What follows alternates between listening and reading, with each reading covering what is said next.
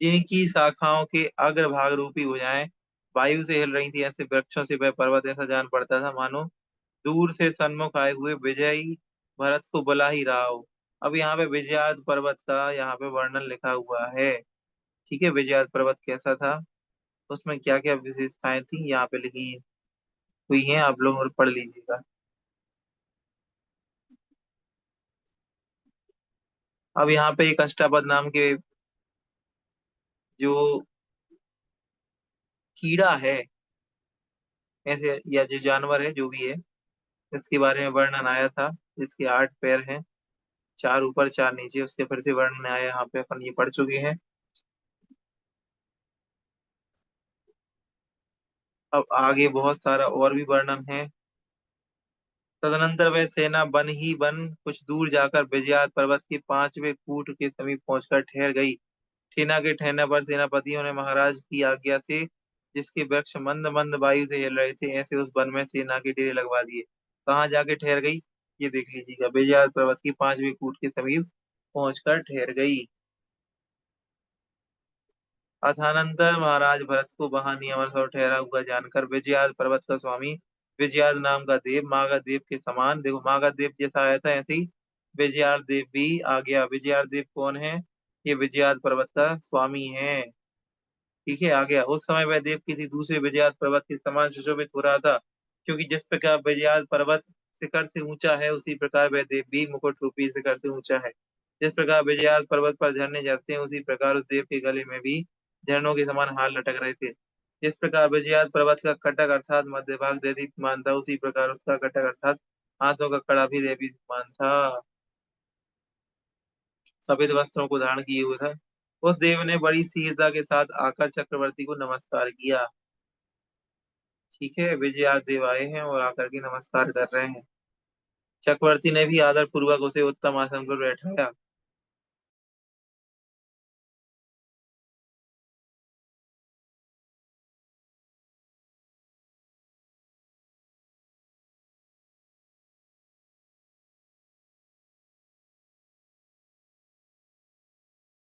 अर्थात हम दोनों का नाम विजयार्थ है, और हम दोनों ही परस्पर एक दूसरे के आश्रय से अलंग और निश्चय स्थिति से युक्त हैं। हे देव, यह पर्वत दिग्विजय का आधा आधा विभाग करने वाला है, इसलिए ही इस पर्वत का नाम विजय आर्ध है। विजय आर्ध मतलब विजय आदि हो चुकी है।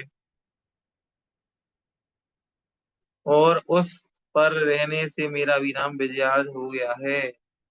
हे आयुष्मान, मैं आपकी आज्ञा का माला के समान मस्तक पर धारण करता हूँ, और आपके पैदल चलने वाले एक एक सैनिक के समान ही हूँ। इसके सिवाय मैं और क्या प्रार्थना कर सकता हूँ। इस तरीके से उसने पूरा का पूरा ला करके सब बातें कही, और सम्राट भरत का अभिषेक भी किया। ठीक है, और अनेक सारी चीजें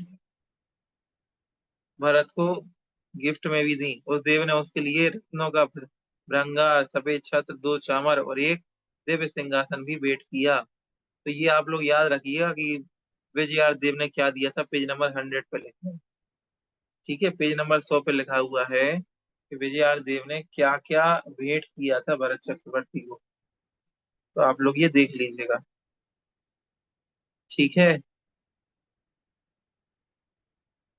विजयात पर्वत की जीत लेने पर समस्त दक्षिण भारत जीत लिया गया, ऐसा मानते हुए चक्रवर्ती ने चक्र रत्न की पूजा की। उन्होंने चक्र रत्न की पूजा किस किस से की, तो ये इस पे लिखा हुआ है।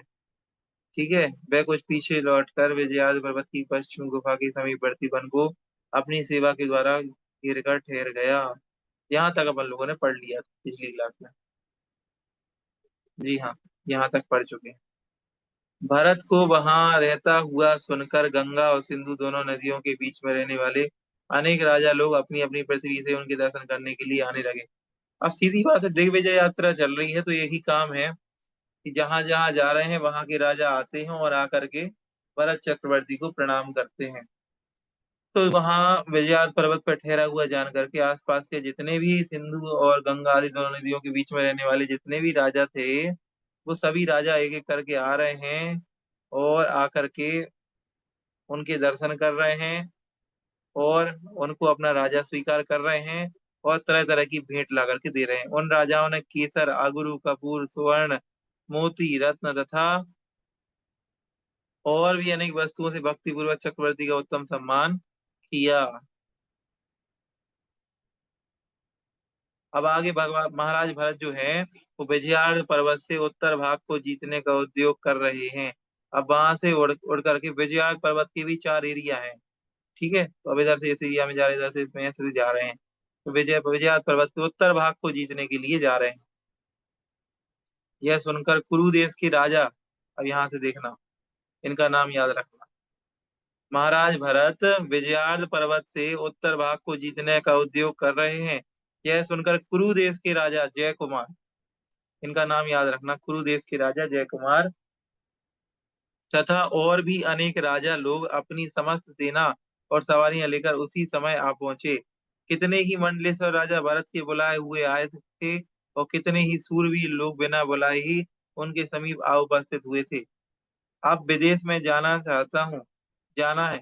अब विदेश में जाना है और मिलेच्छ राजाओं को जीतना है। यही विचार कर सामंतों ने प्रायः धनुष बाण को धारण करने वाली सेना तैयार की। अब भरत चक्रवर्ती कहाँ जा रहे हैं? मिलेच्छ को जीतने के लिए जा रहे हैं। ठीक है। धनुष धारण करने वाले योद्धा छोटे छोटे बाणों से भरे हुए तस्करों के बांधने से ऐसे जान पड़ते थे मानो वे अपने स्वामिनियों से यही कह रहे हों कि हम लोग आपके ऋण के दास हैं। अर्थात आज तक आप लोगों ने जो हमारा भरण पोषण किया है उसके बदले हम लोग आपकी सेवा करने के लिए तत्पर हैं। ठीक। अब और आगे थोड़ा सा आप लोग पढ़ लीजिएगा। तैयार होके निकल रहे हैं मिलेच्छ खंड की यात्रा करने के लिए भरत चक्रवर्ती। यहाँ पे सब कुछ लिखा हुआ है।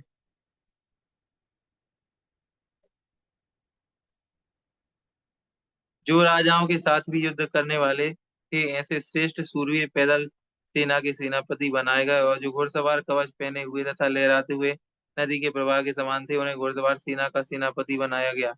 कितने ही राजा लोग अच्छी तरह योजित किए हुए दंड व्यू, मंडल व्यू, भोग व्यू, अस्त्र हथ व्यू से अपनी सेना की रचना कर उसे देख रहे थे। तो यहाँ तैयारी चल रही है मिलिच खंड जाने की।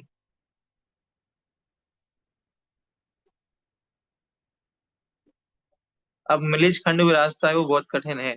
यह दुर्गम पर्वत उल्लंघन करना है और बीच में बड़ी बड़ी नदियां पार करनी है।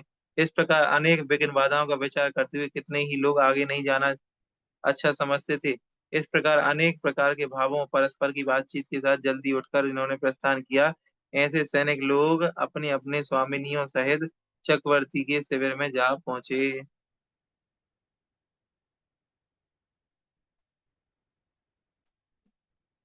भारतेश्वर का हिमवान पर्वत का विजय प्राप्त करने का उद्योग बहुत समय में पूर्ण होगा ऐसा समझकर लोग सब प्रकार की सामग्री से कोटे भर भर कर निकले। कितने ही राजा लाठी धारण करने वाले योद्धाओं के साथ और कितने ही ललाट की ओर देखने वाले उत्तम सेवकों के साथ अपनी सेना पीछे छोड़कर भरत के निकट आए। यहाँ पे सब सामान्य चर्चा लिखी हुई है, पढ़ लीजिएगा।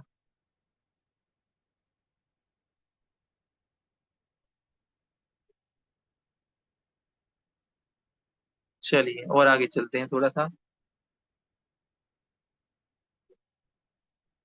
इसी बीच में भरत ने दैदीप्यमान मुकुट की कांति से जिसने आकाश को भी पीला कर दिया था और जो पर्वत पर से नीचे उतर रहा था ऐसा एक देव आकाश में देखा, एक देव को देखा।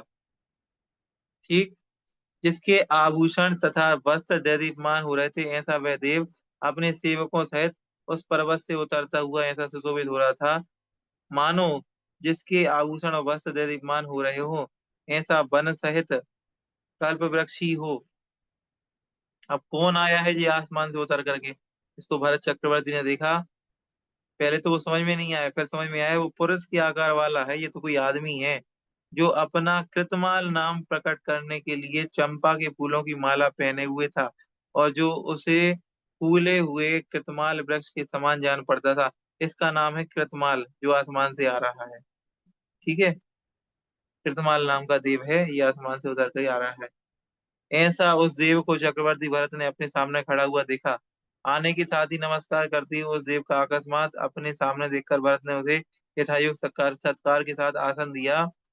भरत की आज्ञा से वह देव आसन पर बैठा और उसने लोकोत्तर तेज को देखता हुआ क्षण भर के लिए आश्चर्य करने लगा। प्रथम ही पहले बोलने वाले सम्राट भरत ने जिसके साथ बातचीत की है, ऐसा वह देव नीचे लिखे अनुसार विनय सहित वचन कहने लगा। अब वो विनय कर रहा है। कौन कर रहा है? जो आसमान से एक देव आया है अभी भी, जिसका नाम क्या है? जिसका नाम है कृतमाल। ये भरत चक्रवर्ती की सेवा में बोल रहा है, आप बहुत जगत के कल्याणी हैं, आप बहुत अच्छे हैं, मैं आपका तुच्छ सेवक हूँ, ऐसी सारी बातें कहेगा। ठीक है, आप लोग पढ़ लीजिएगा, सब लिखी हुई है, पेज नंबर 105 पे लिखी हुई है।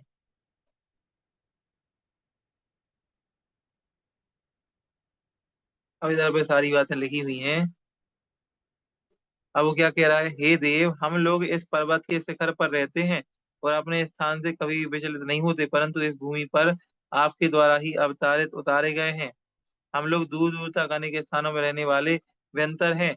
अब आप हम लोगों को अपने समीप रहने का सेवक बना लीजिए। आप मुझे इस पर्वत के इस शिखर पर रहने वाला और विजयात पर्वत का मर्म जानने वाला कृतमाल नाम का देव जानिए। मैं कौन हूँ? मैं कृतमाल नाम का देव हूँ। और मैं क्या जानता हूँ? मैं विजयात पर्वत के बारे में सब कुछ जानता हूँ। इसके बारे में जो अंदर गूढ़ रहस्य है इसके, वो सब मैं जानता हूँ। ये कौन कह रहा है? वो देव कह रहा है, जो आसमान से उतर के आया है। ठीक है, और वो अपनी सेवा भाव प्रकट कर रहा है।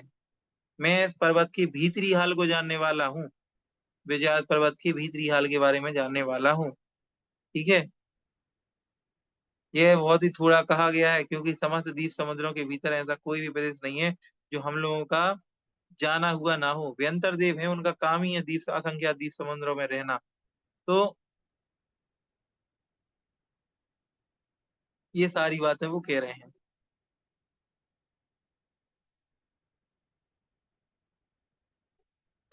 इस प्रकार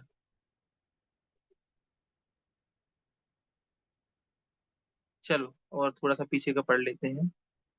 जो किसी दूसरे को प्राप्त नहीं हो सकते थे, ऐसे उन आभूषणों को पाकर भरत चक्रवर्ती पर। अब इन्होंने कुछ आभूषण यहाँ पे दिए हैं। क्या दिए हैं? 14 आभूषण दिए। ठीक है, किसने दिए? ये जो देव की बात ऊपर आई है, उन्होंने भरत चक्रवर्ती को, उस देव ने भरत के लिए 14 आभूषण दिए। याद रखना ये बात कि उस देव ने क्या दिया। तो उस देव के बारे में लिखा है कि उसने 14 आभूषण दिए। ठीक है, 14 आभूषण दिए भरत चक्रवर्ती को।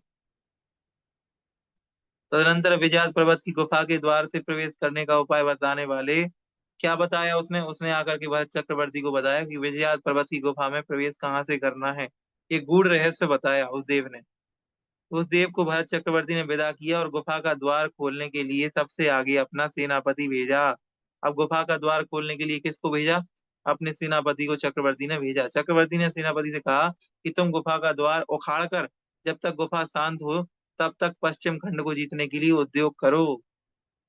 इस प्रकार चक्रवर्ती की आज्ञा को माला के समान मस्तक पर धारण करता हुआ और कृतमाल देव के द्वारा बतलाए हुए समस्त उपायों के प्रयोग को जानने वाला वह चतुर सेनापति कुछ घोड़े और सैनिक के साथ दंडरथ हाथ में लेकर अश्वरत्न पर आरूढ़ आरूढ़ होकर चला और कुछ थोड़ी दूर जाकर तथा सिंधु नदी के वन की वेदी को उल्लंघन कर विजयात पर्वत के तट की वेदी पर जा पहुंचा।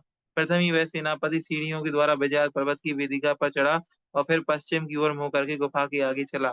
अश्वरत्न पर बैठे हुए सेनापति ने चक्रवर्ती की जय हो इस प्रकार कहकर दंडरत्न गुफा द्वार का ताड़न किया, जिससे बड़ा भारी शब्द हुआ। दंडरत्न की चोट से गुफा का द्वार खुल जाने पर उसके भीतर से बड़ा भारी गर्मी निकली। अब देखो, सेनापति गया है, सेनापति ने द्वार खोले हैं, कपाट खोले हैं विजयात पर्वत के। और किससे खोले हैं? दंड रत्न की सहायता से खोले हैं गुफा का द्वार। तो गुफा का द्वार जैसे ही खुला तो अंदर से बहुत भीषण गर्मी निकली।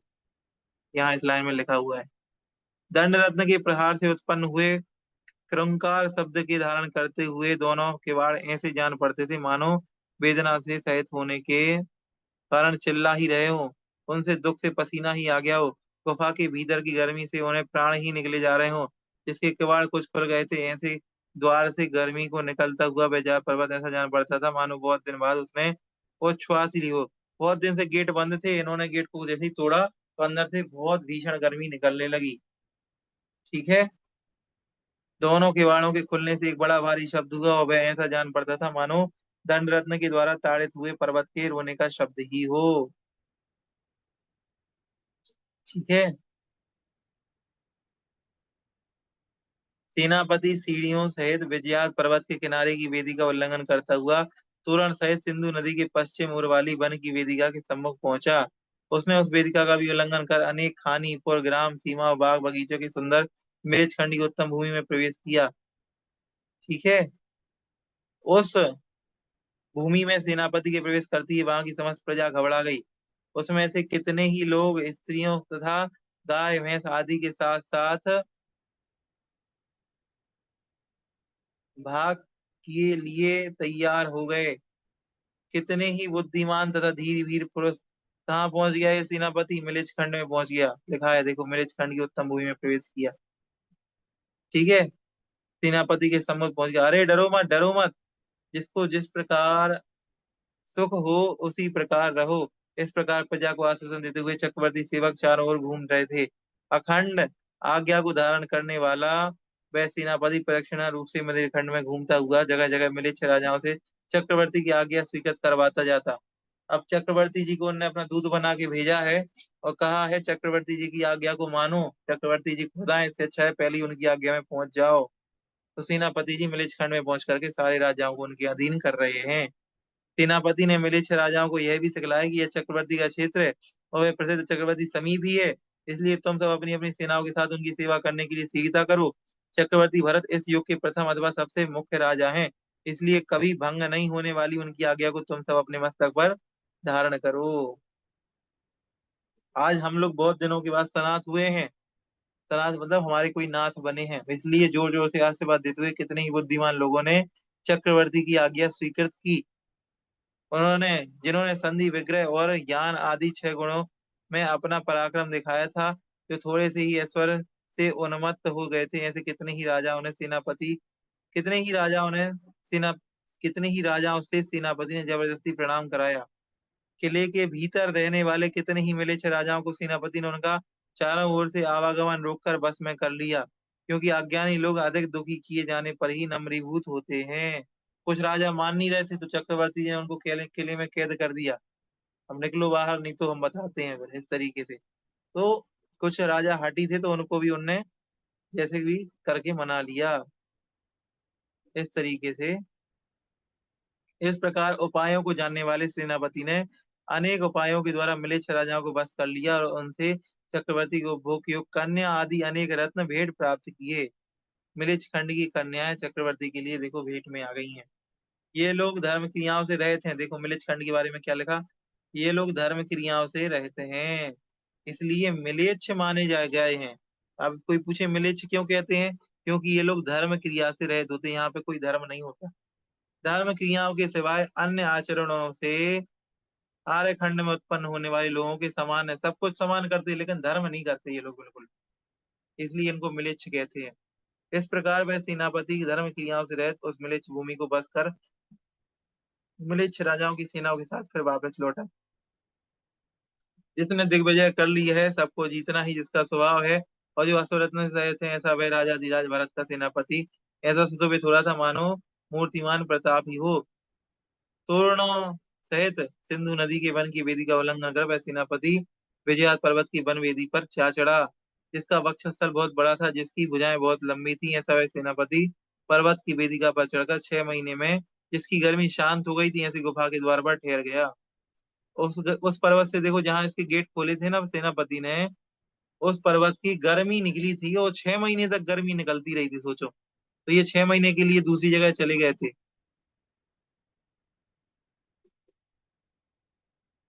सेनापति जी। वहां ठहरकर उसने अनेक विघ्नों से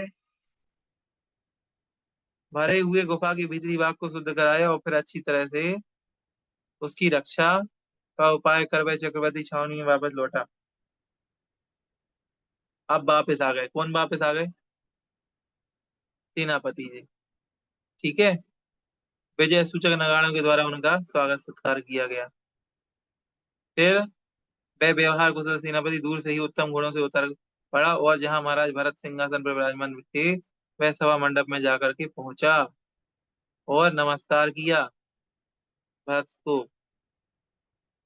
जिन्होंने अपने ललाट से पृथ्वी तल का स्पर्श किया हो, जो जय जय शब्दों को करने वाले वाचाल कर रहे हैं, ऐसे म्लेच्छ राजाओं ने भय सहित सामने आकर भरत को नमस्कार किया। ठीक है। यहाँ क्या चल रहा है?